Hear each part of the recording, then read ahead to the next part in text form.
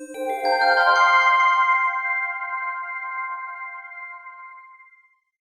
everybody. Welcome to another episode of Prime Talk. Today, I have a special guest. Today, I'm having Ian Canachero. Ian is the head of sales and customer success of Seller Snap, which is a leading repricing platform for Amazon sellers. So, Ian, welcome to the show. Thank you, Yoni, for having me. I'm super happy to be here. Caught a few of your episodes in the past, so I'm excited to have a chance to talk to you. Awesome. We're so glad you can make the time to join us today. All right. So today's episode is really going to be the episode of Ian Canachero. So you're going to share with us, who are you? Where are you from? Where were you born? Where'd you grow up? All the way to where you are now. So I guess without further ado, let's jump right into it. Whew, we're really going to go into the depths of it today, huh? Oh, yeah. Cool. Let's do it.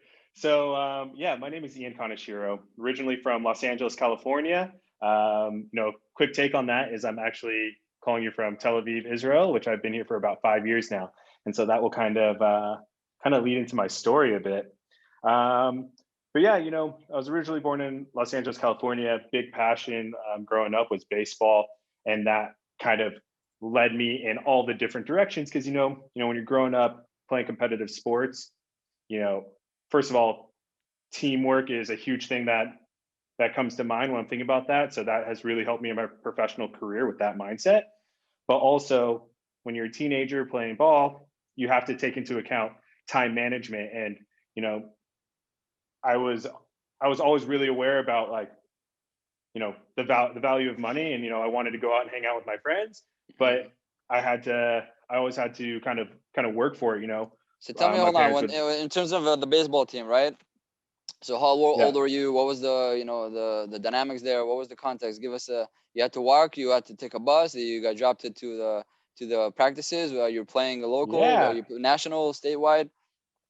So yeah, that's a lot of really good questions. So I started when I was 4, lucky enough that my folks would take me after work every day to practice and to every game. And I had a really supportive childhood in that.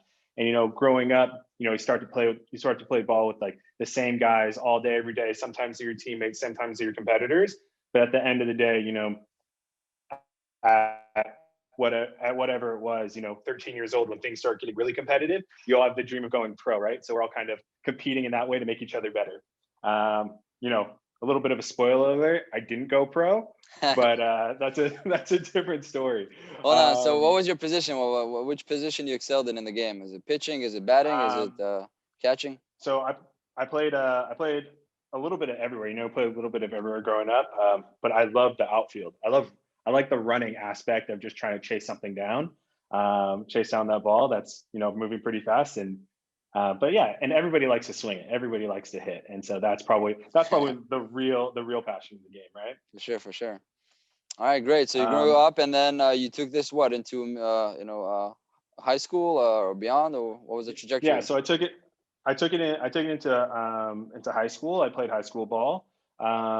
Actually, got cut from the team my first year. I didn't make it, and then which made me kind of want it a bit more. Worked hard, was able to make it my second year as sophomore, and then played throughout the rest of my career. And that was something that I was really proud of. It's one of those things. It's really a humbling experience to learn at such a young age to not be the best anymore, because you always have someone that you always hear there's always going to be someone better than you. And I felt for me at a really early age that was something really interesting. And I bet we can make some connections like throughout this conversation about always having someone better than you. And is that a reason not to do what you want to do, not to do what you love to do, right? Oh yeah. And so one of the things that I always kind of prided myself on was, even though I wasn't necessarily the best, I wanted to be the hardest worker on the field. So even if it's like the talent's not there, this dude grinds. And that was something that was really important for me. So your commitment, your passion, your dedication will offset anything. So it will make you a valuable player, even if the other components are kind of missing. So that was kind of your understanding at a young age into the game? Absolutely. And especially when you're working on a team, like on a baseball team, you have 9 other dudes on the field with you at any one time. It's not just about you. And so it's about the common goal. And so there's really a position for everyone out there, You got your star players, you got the people that like bring everything home, and you have supporting roles. And so Did you guys win understanding any kind of titles at all, or any achievements, any accomplishments on the league level or anything? so my program did as I was going through it, but I was not on a championship team, and still a sore moment, whatever it is, 10 years later, man.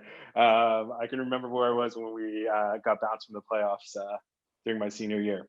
Gotcha. So let's take us to after high school. What was the next station for you? So the next station was college. I played. I got recruited to Cal State Monterey Bay, a D2 school in California. What's it called? Slowly. What's it called? The school? California State University, Monterey Bay. Monterey Bay. That's the location area. Monterey Bay. Yep. Monterey Bay. Right Got it. On the central coast of California. Nice. And yeah, and that was also another situation. I leveled up. I was in a situation, Did you get a scholarship to play at all, or you just went to, to get your degree in a certain field, and then also kind of keep the passion going with baseball? I went actually for baseball first, knowing that time was probably ticking on that baseball career, but also the secondary goal of getting an education and kind of leveraging that. What'd you study? What was your major? Business administration. Nice. So yeah. And a side note, who's your baseball team? Which team are you a fan of? Dodgers, baby. Big years for us. I went my whole life without a World Series, so we could have a whole nother podcast about how stoked I am on that. Nice, congratulations! I'm glad for you.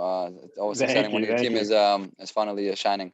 Okay, so you're in school studying business, playing ball, 3-4 years. So I actually only played ball for 1 year.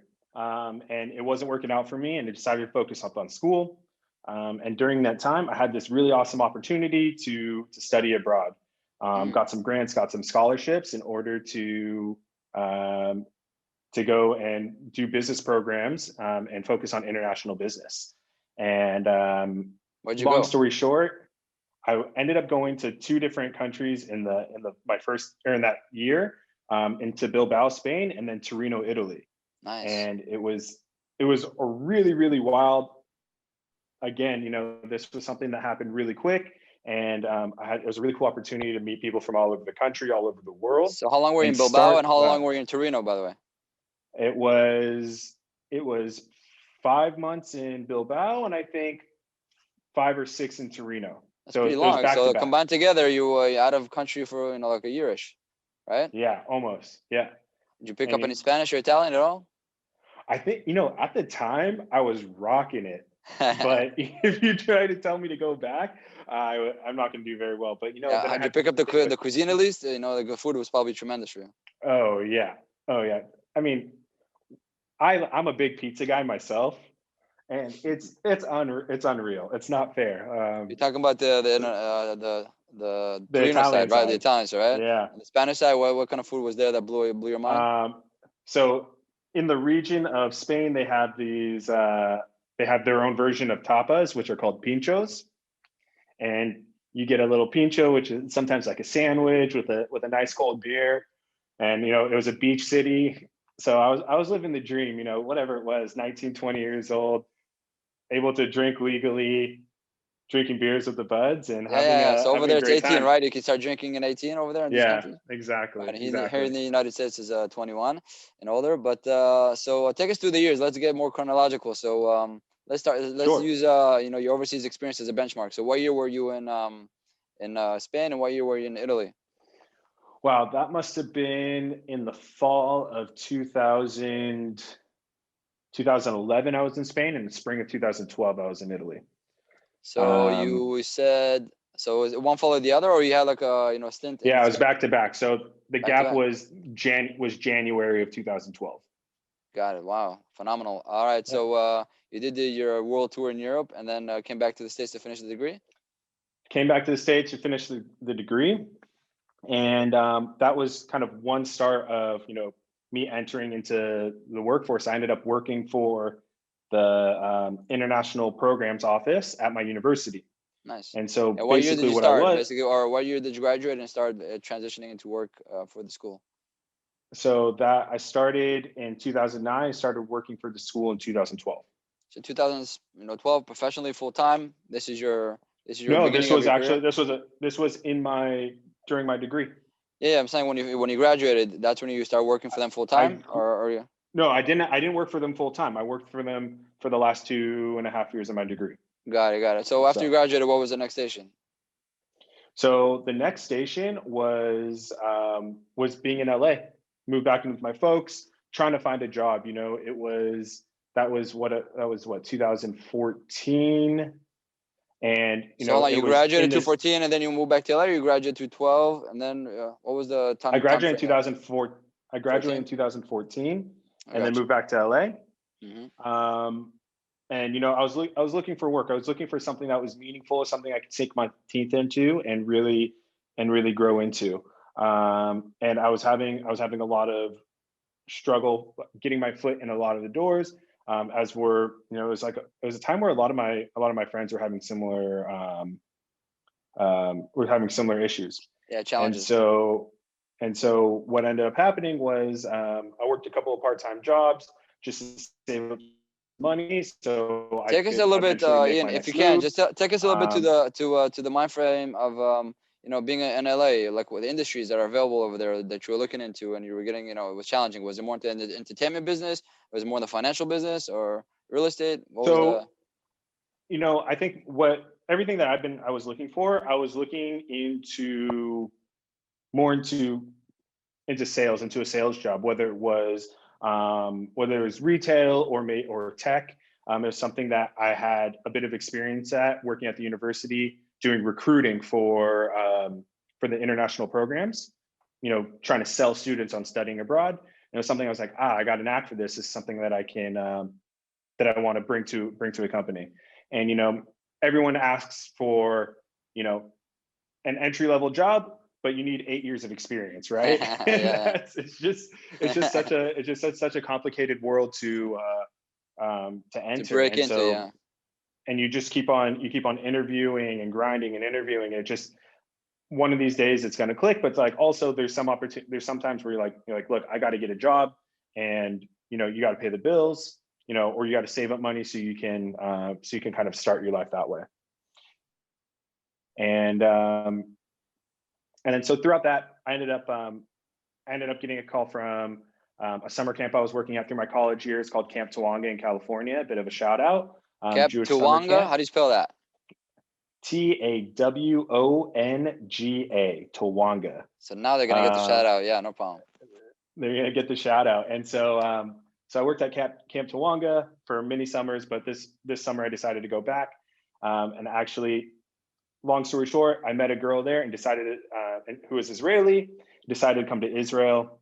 Hold on, so which year did that happen? 2014 already, summer, or 2015? That was 2015, I think. Gotcha. Yeah. So you kind of bouncing around for like a year in LA until you got the opportunity to go back to the camp. 2015 summer, you go there and click, romantics happen, and you meet a girl who lives in kind of the other side of the world, almost in the Middle East. And there's a plot twist, right? And there's a plot twist. And so I ended up, you know, finding a way here again. I came to Israel. So hold on, let's touch about the psychology behind the move. So you meet a girl, you fall in love, that's great.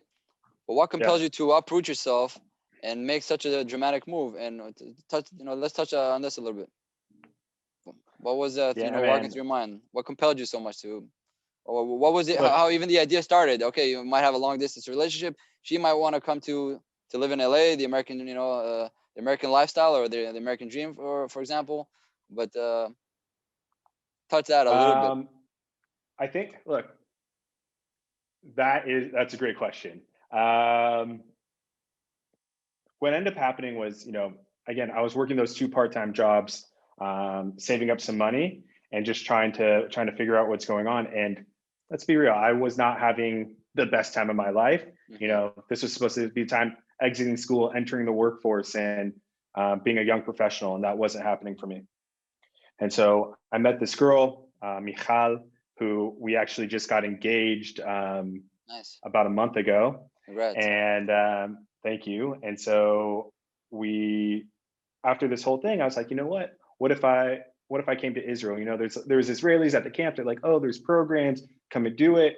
And I was like, all right, let's do it. You know, I'm not afraid of going and living on the other side of the world. You know, I had a good reason to, but like the problem was I didn't have 2 nickels to rub together. And so I found a program, a Masa program, What's a that Masa? allowed me Mem Samechain? Journey? Masa? yeah, Massage Journey in Hebrew. It is, but they're a nonprofit organization, run, like, affiliated with the Jewish Agency, about bringing young people to Israel, building strong connections with Israel as well. And yeah, so I decided to take advantage of the program. You know, they give you a roof over your head and they pay for your flight. And I said, let's go. Oh wow! So if I can identify this correctly, you know, life for you was just getting started, but you know there's challenges along the way, and you said this is an opportunity to really start off a fresh new page that you know will excite you. And if you're being challenged, might as well you know being challenged in a new environment that you have you know historical connection to, right? Being a Jewish person, but also there's a component of love, and you were able to really identify opportunities there more than you were you know your own space. So you took a leap of faith, you uprooted yourself, and got on that plane. Exactly. And that was all within like a 3-week span of application, getting into the neck-breaking program. speed. I would imagine a few good months or maybe a year, but 3 weeks, wow, 21 days, no, switch. It was like that. And, you know, spent a year in the program. And which area of Israel did you land in when you first arrived? I landed in Beersheba, if you know the Beersheba, area. so yeah, this in the southern area, the Negev, right? It's more of a kind of a desert area, and if I had to compare it, maybe like the Las Vegas of Israel, but no casinos, no gambling. No casinos, no gambling. You don't have the big the landscape, pools, like geography. I mean, more on the geography level, not on the Sin City level. Yeah. But yeah, you know, ended up there doing teaching English, working in the schools down there, and you know had a great time. You know, learning a little bit more about myself as a Jewish person. You know, giving back to a community, even though it wasn't my community from LA. It is a Jewish community in the world, which is something that was was pretty cool to do. And yeah, you know, they teach a lot about about Israel and the history, and so it was a great learning experience. You know, really pushing my comfort zone. Also, again, learning a new language, not speaking a word of Hebrew. And how is it now? And fast forward 5-6 years later, you got it. You dominated. I get by. I get by. Yeah, I can. Good job. I was in the bank last week, and I was not in the bank, but I was talking to a banker on the phone, and I was like, oh, I know more Hebrew than I think. Nice. But yeah, and then so I decided, things were working out. I really love this country. So we're still in 2015, right? Because you're in the summer. We're still in 2015. Right. So towards the end of 2015, you moved there and you spent about a year in Beersheba settling and in the program. So now we're about 2016. And what was the next station after that? Next station was Tel Aviv. Well, I went back to camp for a short period of time. Well, back to the States? And back to the States. Wanted to see my folks and kind of get settled, but knew I was coming back. Got it. So 2016, once again, your camp, summer. Then you will go back to Israel and you transition into the big TA. Transition into Tel Aviv. Exactly. Which is, for anyone out there who has never visited, I argue that it's the best city in the world. You know, we got the beach vibes, you got the tech vibe. It's a great city for young people. It's a blast here. It's truly, I can vouch for that. So I absolutely love it. Yeah, I can vouch for that. Growing around the Tel Aviv area, it really never sleeps. I remember growing up as a teenager. Anytime I would go visit, 12 a.m., 1 a.m., 6 a.m. It's like it keeps running and moving. So there's always something. Now I live in the New York area. Really, I see a lot of resemblance for two global cities, cosmopolitan cities who really don't go to sleep. Maybe the pandemic changed things quite a bit. But that's hopefully just temporary. Sure. Yeah. Fingers crossed for sure. Oh, yeah. Okay, so what do you do in Tel Aviv? What do you start working in, or what do you station yourself? So at that time, I was working in ad tech and advertising technology. Buying and selling media space for a couple of networks. And that I did that for a couple of years, just trying to build my resume, build some skills, especially on the sales and organizational side Were you supposed to of bring my new career business, or you development. were supposed to like upgrade or upsell it, to current business? What was It, your station there? it was a lot of business development, so bringing new business, creating partnerships, and that's where I really kind of found my niche. I And who could do you say. guys target? Who was your like a target client profile for you? So we'd be looking at land partnerships with publishers. So media outlets, small, like even small websites that are selling ads on their site. That was kind of our target audience, and well, and especially in my role, Hold on. is So buying that media space. so you buy the space and you sell it to the publishers or websites or both or We both? sell it to advertisers. So you sell it to what's called um, an SSP, which is a supply side platform, which is basically these large, mostly backed by Google companies that are buying up ad space. So when you go into Google to buy your ads, whether it's for Amazon or for your Shopify, and when you're buying that 300 by 250 nearly square placement, it's going through a series of technological partners to get you on a specific web page in front of those customers that you're targeting. Got it. So there's a whole industry and there's a whole framework behind all these ads that we see just surfing in the web. That's what you're saying. Absolutely. And it's just data flowing in all directions, trying to figure So out, there's trying to not get just the one party right involved, ad. not just Google. There's a whole chain reaction. Google is kind of a big component of it, but there's a whole chain reaction because I was under the impression when I go to a website and also I see a banner of maybe a brand of a watch or clothing that I like. I thought, it's probably just Google ads, just pushing it in. You're saying, so it's a different. Look, if you follow the chain far enough, it probably is Google ads. Right. There are going to be other, technological partners, agencies that are kind of plugged into that. But for the most part, it is Google. It is Google at the back of it. They are by far the biggest spender when it comes to ads, when it comes to ad spend.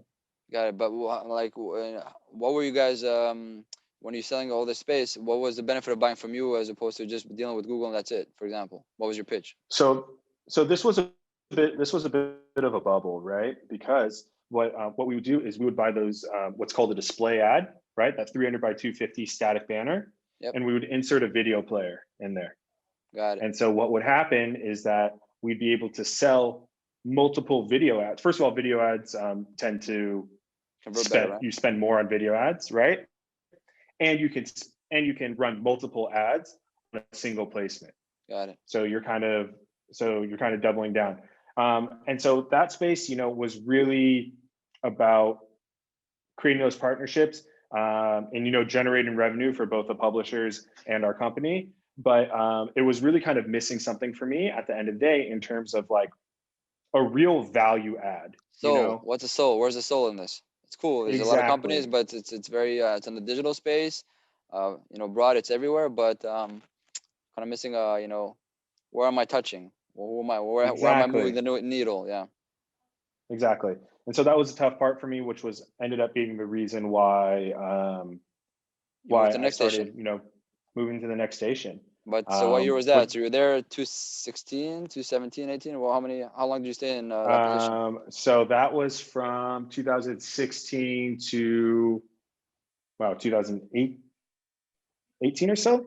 Yep. Got it. It was a couple of companies, lived through. I got cut from one company shortly after I was hired, then went to another company, lived through a couple of rounds of cuts, mergers, and then more All in cuts. the And same space it's because of the digital all in ad the same space. space. Yeah, Got it. just a lot of consolidation at that time, and it was definitely kind of the Wild West. And so again, it wasn't. I could really feel it wasn't for me, and I wanted to get something a little bit more tangible, so to speak. Mm-hmm. So where'd you go next? So that's actually how I came to Seller Snap. There we go. I was looking to get back to my to that. First of all, I was looking to get into a startup. get into that startup space. I love the idea of having a lot of different touch points as someone very early on in a startup. And, I like the idea of wearing a lot of hats, a lot of new challenges. You have to end up doing things that you don't necessarily know how to do. And if you don't know how to do it, you go figure it out, sink or swim, right? Right. And so that was something that was really, really important for me. So, I met the founders here at Seller Snap, Ellie and Yuval, and my predecessor, Lucy.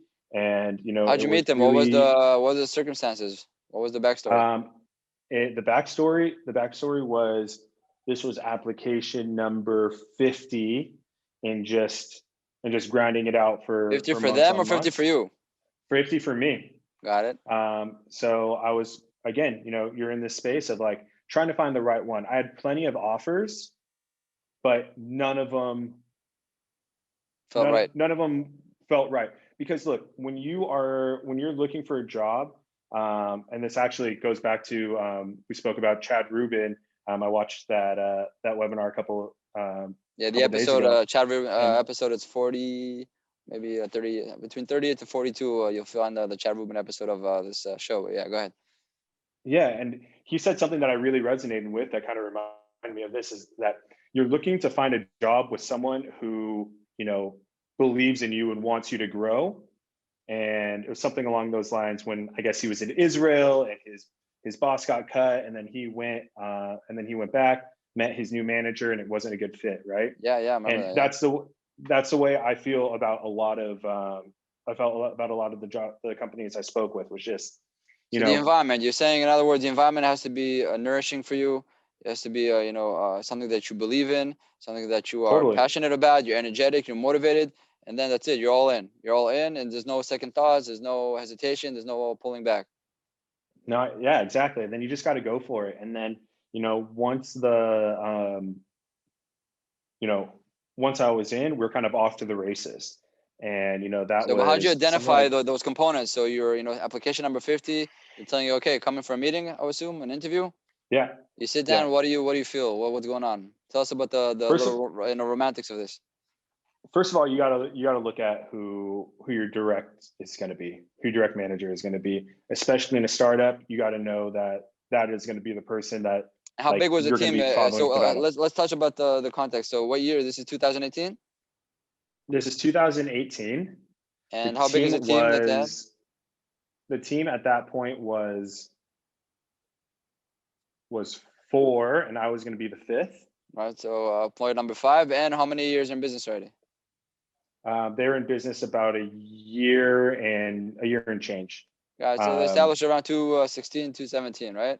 2017, exactly. 17. So you come in, kind of year into the mix. Employee number 5. Everybody's giving high fives that you're in because you're number 5. But you see, you can look at you can look at them in the eyeball. You see the hunger, you see the passion, you see the opportunity for you to have an impact, a positive impact on the organization.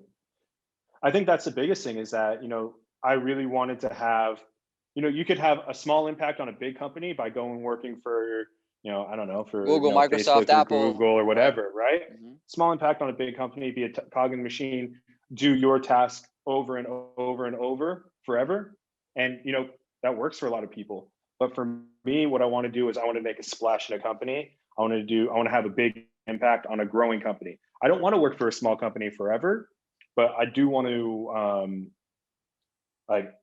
I do want to help a company grow. Yeah, if you help it grow and it's big now. So you get both worlds. Exactly. You work when it was small and you work when it's big, but at least you take pride in having the roots, exactly, and ownership on the growth, at least. Exactly. And and especially on a small team, you got to have a lot of buy-in, and it's a super exciting process to go through, because I've had a lot of conversation with some of my friends, even recently, and I don't know if you've experienced this, like this whole thing about like being an entrepreneur. Everybody wants to be an entrepreneur, and I love that. I love that idea. I want to be an entrepreneur as well, but you don't have to be an entrepreneur. You don't have to be the one to start the company to take on the entrepreneurial spirit and to be, a real entrepreneur. There's in the book, The Lean Startup, they talk about entrepreneurs, in like big companies. And like that same idea goes for whatever size firm you're working for, right? That you can really take the bull by the horns and like do your own thing within a structure that's already in a framework that's already built. Got it. Yeah. So what I take from what you're saying is that, being an entrepreneur is great, but you don't have to take all the risk, all the liability, all the mental pressure that really comes with it. You can be a part of an organization that embraces entrepreneurship and shine in that environment. So it's a few maybe less degrees of pressure and craziness, so to speak, and it gives you the space and room for you guys to really make that impact that you in the comfort zone, which is great. I think it's a great combination. I think that's ultimately great organizations have great entrepreneurs who have a great team that they have an entrepreneurial spirit and the ability to shine Absolutely. all together. And 1 + 1 makes 3, and creates more greatness and more value. Okay, so you entered 2018. You have a place to grow. So talk to us about the company Seller Snap. What's the purpose? What's the mission? And and the next 2-3 years that you're in already, what are you guys doing? Yeah. So basically what Seller Snap does is we are an AI game theory repricer. And so what we do is we serve Amazon sellers. That is it. Those 3P sellers, those third party sellers out there. And our goal is to help sellers obtain that buy box, that part on the right side of your screen where you click, buy now or add to cart. All those third party sellers are fighting for that space. And our goal is to get our sellers in there, but while focusing on avoiding price wars and getting the buy box at the highest possible price. Got And it. so which are two major pain points that a lot of sellers have because of the way that the buy box is structured, where you enter price wars, you drive down the price, really cut into your margins. And so that's really our focus. And so our focus is providing a great technological like Foundation. experience and tool, and but also an awesome customer service as well. Because and I experience this a lot with all the different tools I use. You put in your credit card, and that's it, right? They give you your tool, and there's no personal connection. One of the things we really try to do is maintain that personal connection, or at least kind of have a like more of an open door policy. Like, you have a problem, come to us. And if we don't know if maybe that's not our space, or we don't know how to solve your problem, but like, let's work through it together and figure out a solution. I think that's something that's really special about our team here, is that we really care about our customers. And it's super interesting because there's a lot of companies that say that, and you can, my feeling is like, don't talk about it, be about it. And I can say that our team here, like, I'm really proud of everyone here that we're about it. Awesome. Very cool. So tell me about the users. This seems to me more like an aggressive platform where there's a lot of touching, meaning the users touch it all the time because the price management for them is critical, right? Or this is more Yeah, like set it and forget it. What's the environment like? it's a bit of both. Because we're using the AI technology, we have the ability to set it and forget it. You don't have to go set up complex rules. Drop in your min and max price that you're willing to sell at, and let the AI do its thing, right? Yeah, but I'm saying even if you But do that, you still stay on the platform because you want to see the results. You want to see like real time. It's almost like stock trading. You say this is my minimum maximum, but you always keep your eyes on the pricing because you want to see the margins. Are they going up? Are they going down? What's the buy box percentage? sure, Is it 70%? Is it 80%? Is that kind of the environment that you guys created on the platform?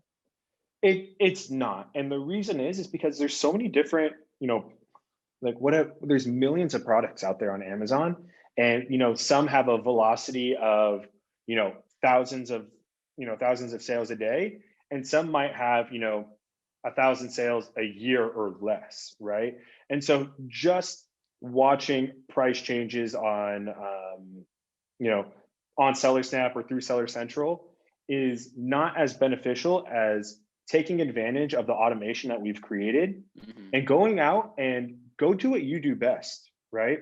A lot of sellers I speak to are really savvy in different areas of business, and it could be sourcing and developing partnerships with wholesalers, or it could be managing their inventory if they have a warehouse, running that warehouse like a well-oiled machine. So they're I logistics work with wizards. Yeah, exactly. And they don't necessarily have an interest in repricing. They just want the repricer to work, try to maximize margins. And so they want to set it and forget it. Got it. Very And good. so it's about having that balance of, of giving that automation so you can go focus on what you're really good at, and also giving the ability to customize. Like, I have sellers just like you described that want to watch and want to tweak, and we have that as well. But the mindset is, let's automate, let's get back to the basics, let's get back to what we're good at, and focus on the other areas of my business to really help grow. So basically, this is ultimately how you help Amazon sellers scale, by taking the grunt out of the constant war, the pricing war, right? So they can have set it or forget it opportunity, because it's relying on AI, and at the same time they can really scale on what they can do best. If it's the sourcing, the financing, the logistics side of things, Sure. growing their team, make it a well-oiled machine so they can grow like to tremendous volumes on the platform on Amazon, and get wealthy. Really, that's what they're all doing it for. I haven't met the Amazon seller that's doing it for not for profit. Um, Right. so yeah, that gives them the opportunity to achieve that. Yeah, and I can relate. I can definitely relate how important it is. Very good. So I guess looking into the future, what do you see going on with Seller Snap and the marketplace? Where's this all going to, from your little perspective? There's a lot of things that are going through our head. Our team here is, again, I would describe as super switched on, and so we're always throwing around ideas. Anything that pops up in the Amazon space, we need to notice, we need to react to, whether it's a change through MWS, which is Amazon's marketplace web service, that they change something kind of behind our backs, we need to go fix, or new opportunities, which such as what's happening this year is, they're launching a new API, which is Amazon's launching a new API, which is going to include business pricing. And so Amazon has this real big push for business to business selling. And so that, there's things like that we're really trying to sink our teeth into and understand, so we can continue to provide, an awesome pricing service, not just on, the B2C or the business to consumer level, but also on that B2B, that business to business level as well.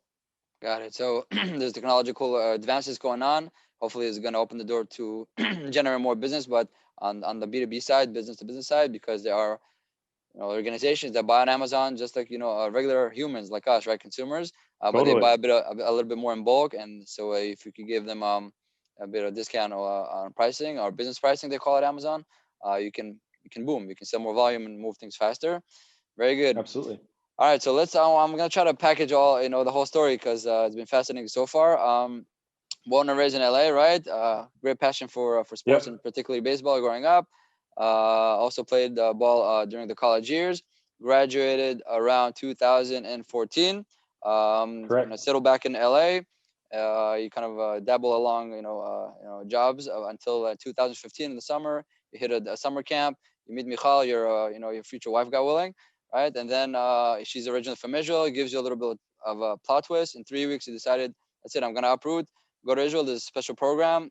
So you did that 2015 into 2016. You spent about a year in the south of Israel, in the Beersheba, settle in the program, really immersing yourself in the culture and the environment. Around 2016, you go again to camp, right, in the summer, and then once you land back in Israel, you're in the ad spend space, right, advertising space, the digital advertising, for about 2 years, from 2016 to 2018, and then 2018. And this is what I call the moment where e-commerce came knocking on your door and pulling you in, right, full force. And you enter, Totally. the Seller Snap environment, supporting Amazon sellers and their journey of conquesting the buy box and optimizing their pricing so they can keep on scaling and moving forward. Um, Thank you so much. It's been it's great to learn and hear. I learned a few things and appreciate it. All right, so now to wrap up the episode, I want to kind of touch two things. The first thing will be is if somebody wants to learn more about you and want to connect with you, where can they find you? And the last thing will be is what is your message of hope and inspiration for entrepreneurs listening out there? Sure. So first things first, if you want to reach me, you can always reach me like on LinkedIn, Ian Kanashiro, and maybe, I don't know if you guys do Yeah, banners we're right gonna do. here, Yeah, it's but gonna be. we're Yeah, gonna we're do. gonna do. Yeah. So I'll do that again. You can reach me on LinkedIn at Ian Kanashiro, and then or you can always email me at ian@sellersnap.io. I'm always happy to chat with anybody both in and out of the Amazon space. I'm also on that Clubhouse app. And so I'm actually really loving it. So Yeah, feel it's free great to to be in the club. hop Always on great to be there. in the club. Yeah. Oh, it's great to be in the club. So if you're on there, feel free to ping me. Love to chat. And then hopes and aspirations for entrepreneurs. Wow. I think at the end of the day, I work with a lot of Amazon sellers. Our team here has a real entrepreneurial spirit, and I think the biggest thing is I really hope for entrepreneurs to find their own path that to success and to happiness. They don't Success and happiness don't always go hand in hand. You can have one and not have the other. Agreed. But like, have that eye on the goal, but really enjoy that journey. I think that it's really easy to get sucked into this idea of like, I have to pay to get in I don't know, get in a course with this entrepreneur who's making 20,000 figures on Amazon last year, and he's going to tell me exactly what to do so I can become rich too. And I think that my biggest thing is it's important to find your own path, because that person is also, doing their own thing. That's a revenue generation for them. That's lead gen for them. Like that makes sense. And that's cool that that's their business. But like, it's important that everyone finds their own journey and enjoys that journey. Because at the end of the day, like, you can't take it when you're gone, right? Like, let's enjoy that path, enjoy those moments of success, and like also also those moments of a bit of failure when things aren't going well, when you're like, when you don't make the team or get that job, right? Like, it just means that there's going to be another door that opens. And it's, again, like, it's all about that journey. Gotcha. So once again, as far as I understand what you're saying, find your passion, find your path for success, but always have the balance in mind. Because financial success is great, but have the balance where you can also merge it with happiness.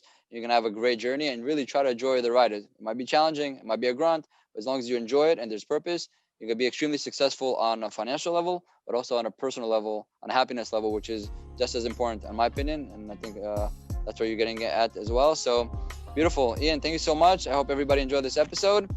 Stay safe and healthy. Until next time. Yoni, thank you for having me. We'll see ya.